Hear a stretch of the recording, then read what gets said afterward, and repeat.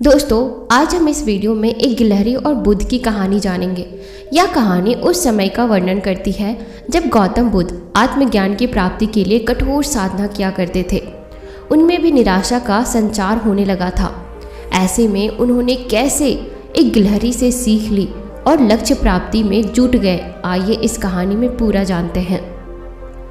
भगवान बुद्ध अपना परिवार, सगे संबंधी, सुख सुविधाएं त्याग कर आत्मज्ञान की खोज में भटक रहे थे।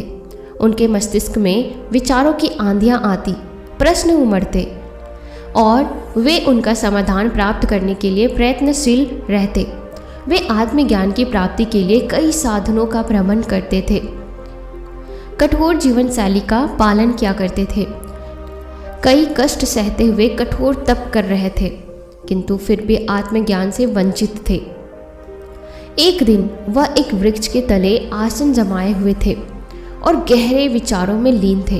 धन, माया, मोह, संसार की समस्त सुख सुविधाओं के त्याग के बाद भी आत्मज्ञान का प्राप्त न होने के कारण उनके हृदय में निराशा का संचार होने लगा था।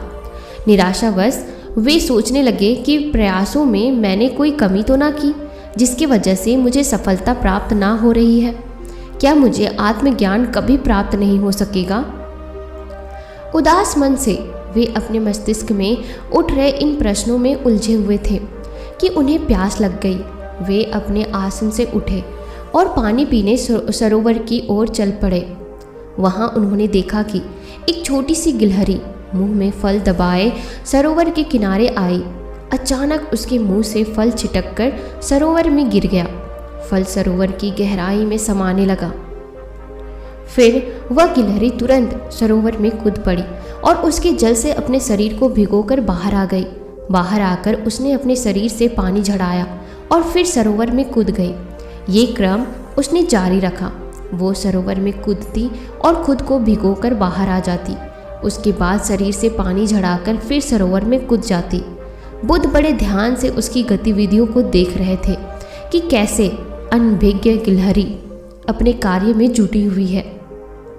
महात्मा बुद्ध सोचने लगे कि इस छोटी सी गिलहरी के लिए सरोवर को खाली कर अपने मुंह से गिरा फल प्राप्त करना असंभव है, लेकिन फिर भी ये बिना हिम्मत हारे पूरी आशा और लगन से अपना लक्ष्य प्राप्त करने में जुटी हुई है।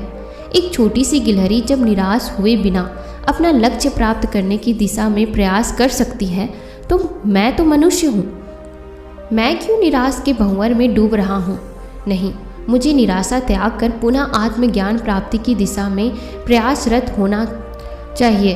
वे लौट गए और पुनः तप में लीन हो गए। एक छोटी सी गिलहरी से सीख लेकर वे आत्मज्ञान प्राप्ति में जुट गए और फिर एक दिन उन्हें आत्मज्ञान प्राप्त हो गया और वे बुद्ध कहलाए। तो दोस्तों, हमें यह कहानी से यह सीख मिलती है कि लक्ष्य कितना ही कठिन क्यों ना हो, लक्ष्य प्राप्ति के मार्ग में कितना ही बाधाएं क्यों ना आ जाए, आप खुद को निराशा के भंवर में फंसा हुआ क्यों ना पाए, हिम्मत हारे बिना अनवरत प्रयास करते रहे। सफलता प्राप्त जरूर होगी एक न एक दिन। और ये कहानी यहीं पे समाप्त होती है। आपको यह कहानी कैसी लगी मुझे कमेंट सेक्शन में ज़रूर बताइएगा। और यह कहानी आप उन लोगों के साथ ज़रूर शेयर करना, उन दोस्तों के साथ ज़रूर शेयर करना जो एक प्रयास करने के बाद वो थक जाते हैं और वो डिप्रेशन में चले जाते हैं या निराश हो जाते हैं। जिनको कंटिन्यूअस मेहनत करने में बहुत दिक्कत होती है, आप उनको यह कहानी ज़रूर शेयर करना। और अगर आप मेरे चैनल पे न्यू हो तो आप मुझसे जुड़ने के लिए इस चैनल को अभी ही सब्सक्राइब ज़रूर करना। मिलते हैं नए वीडियो में नए कहानियों के साथ। तब तक आप अपना ख्याल रखो।